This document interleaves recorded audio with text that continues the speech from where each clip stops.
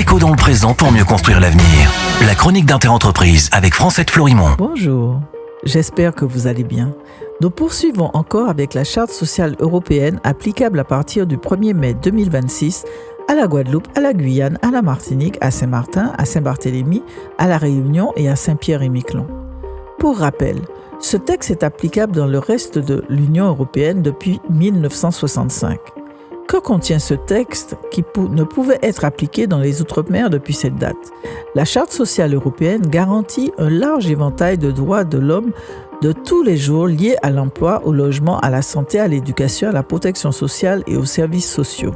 Ce sont 31 articles organisés en deux parties qui posent véritablement le cadre pour une vie quotidienne harmonieuse dans tous les pays de l'Union européenne.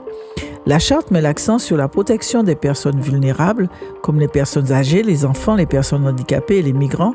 Elle exige que la jouissance de ces droits soit de manière non discriminatoire.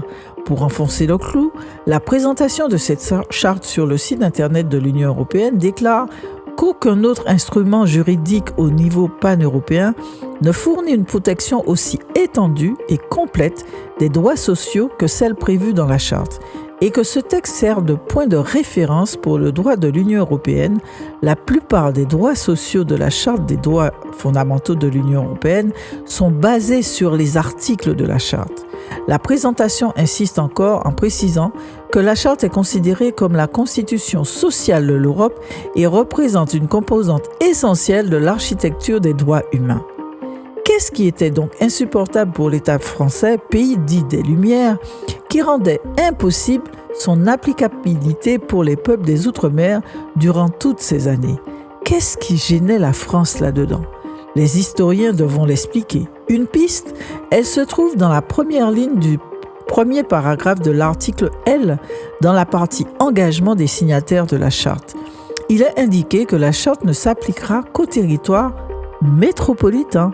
Ce même principe a prévalu durant de nombreuses années pour les conventions collectives, les prestations sociales, la continuité territoriale, etc., etc. Les scories de cette pensée centrée sur la métropole perturbent encore aujourd'hui les relations. On continue demain. Prenez soin de vous. Décodons le présent pour mieux construire l'avenir. La chronique d'Interentreprise avec Francette Florimond.